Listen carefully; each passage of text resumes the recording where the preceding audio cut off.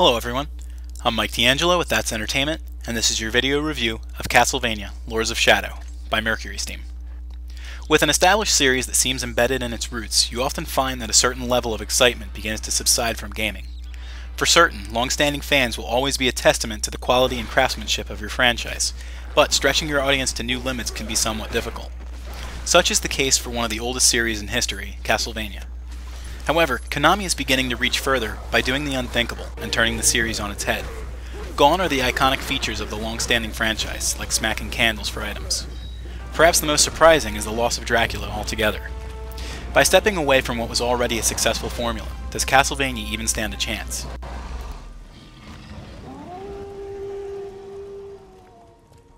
Already this year, you might think that you've seen bits of this story played out before. In the year 1047, darkness begins swelling across the land. It brings with it all manners of evil creatures. They threaten the populace and hide in the shadows. Because of the actions of the monsters that roam the night, a lone warrior named Gabriel has been maimed by the loss of his wife Marie. The Brotherhood of Light sends Gabriel on a quest to find out how to win through the oppression, and garner the help of the heavens to salvage what remains of humanity. While the narrative may not seem like the most original material, the way that it is presented is immensely powerful. Clearly, the plot is well written and maintained, and there is a good deal of backstory that lies just beyond the surface. Players can move through the plot without observing every detail if they choose, but the developer did put an awful lot of work into their tale. It would be very hard to try and convey the parts of this game in separate manners, as they all roll into a complete package that requires each individual piece. At some points, this is incredible, while at some others, it leaves something to be desired. Lords of Shadows is, perhaps, one of the most cinematically infused games to ever release. That isn't to say that it plays like a Metal Gear game, where movies drag on for an excess of time and things become convoluted to the less studious players. Instead, the presentation is one with the gameplay. Beautiful set pieces will give way to glorious battles or fateful steps, each that moves forward with its own pace. At times throughout Gabriel's quest, you might just forget you're playing a game and become so engrossed in what's going on that you think you're actually witnessing an epic movie unfolding. Throughout the journey, the actions of the warrior are interwoven with some of the most exquisite music in gaming to date. While the familiar tunes of the classic Castlevania titles have slipped away, the new music can surely be forgiven when it has this level of quality.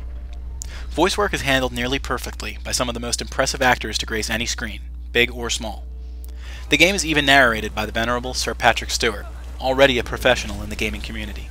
Of course, there are some problems with the gaming and presentation being intertwined. For one, the game has an artificial infusion of difficulty at certain points, since you are unable to shift the camera. This makes it so that enemies can attack you without you being able to carefully time your blocks or counterattacks. For the most part, those problems are few and forgivable. The rest of the game is so impressive and implemented so well that you'll be in awe at multiple times throughout the game. As Lords of Shadow is the sum of several parts, you'll surely notice the similarities between it and other games. You'll get no complaints from me at this juncture, however, as the emulation of each of those titles is nearly flawless.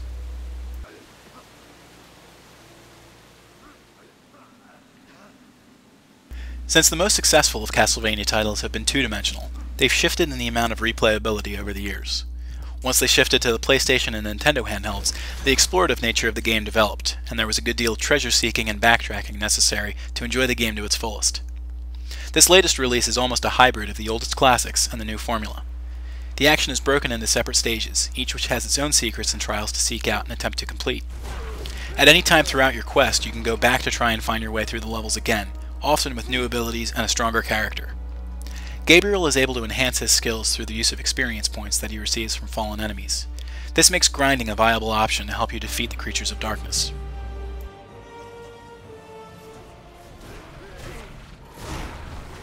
With Lords of Shadow, Konami took an extremely large risk that could have very well alienated many of its longest-standing fans. The quality of this game is plain to see, however, and not to be ignored. While the formula has been tweaked and certain aspects of the franchise have been abandoned, this opens up a new chapter in the series, which is both enjoyable and manages to be somewhat respectful of the lore of the older games. While the game has a couple missteps, for the most part it marches on unerringly. That's Entertainment awards Castlevania, Lords of Shadow a score of 9 out of 10.